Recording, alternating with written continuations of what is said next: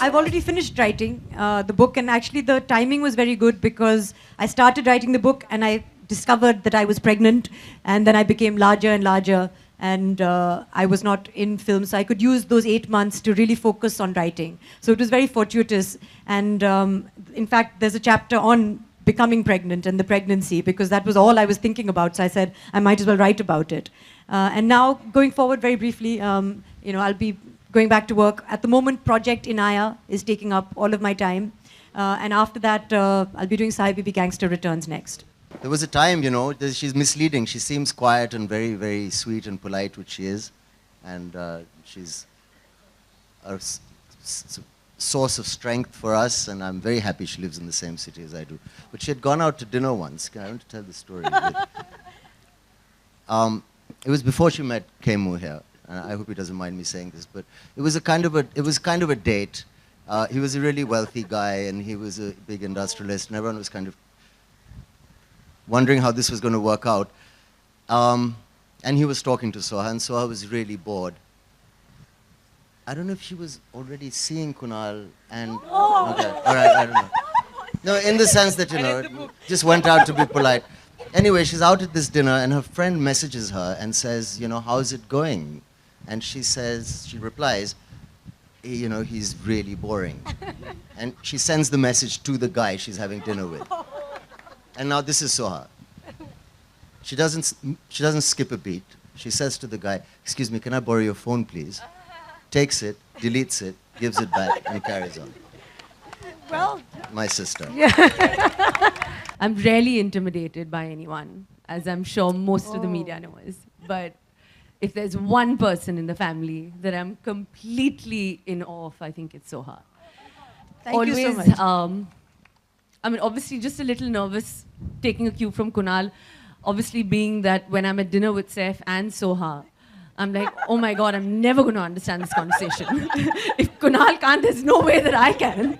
So Soha's always been so polite. She's always been like, yeah, hi, what's up? So yeah, okay, did you buy anything? So what's the gossip? So I'm like, oh God, I feel so small and lame. Is this what it's really going to be?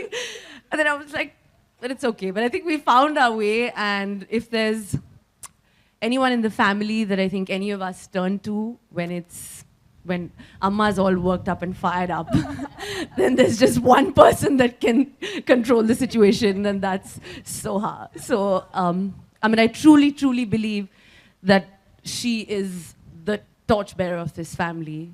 And this title it doesn't do justice, because famous or not famous, she is the grounding in which all of us stand on. And I've truly seen that the way she has compassionately and with just as a breaking heart when her father was passing away.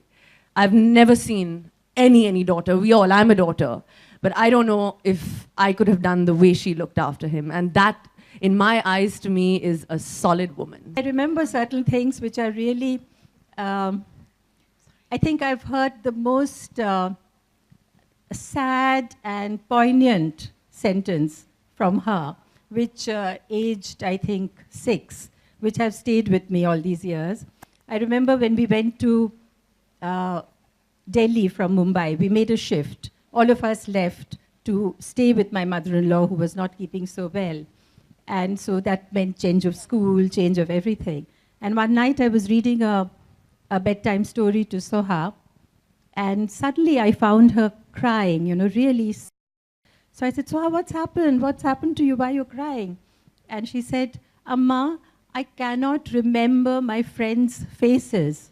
And I don't think, just imagine, I think that's the terrible thing if you cannot remember. Of course, I could have produced pictures and photographs, but at that moment, I really felt that, how awful it must be for a little girl. And then another occasion, we were walking around Patodi.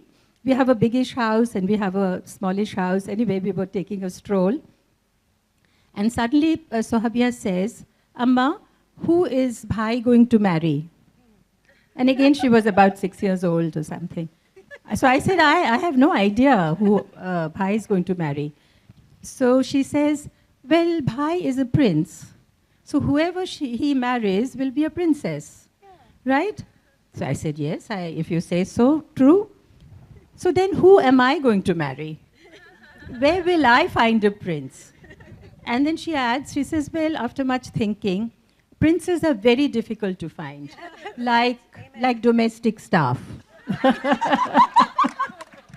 So to distract her, so I looked at this, like I said, we had a biggish house and a smallish house and a kind of a khandar, like a ruin. So we were passing that. So I said, so that's going to be your house. You know, when you get married, we'll give it to you. We'll do it up, of course. So she was kind of alarmed. She said, but Amma, that's terribly dangerous for children. And she was 6. And then she said, but who's going to look after my children? Can I take Suraya B from Bhopal? So this was really forward planning. But Soha, it's happened to you now, and you still don't have a maid. But Suraya B is couple of years older. So I don't think you can have Suraya B.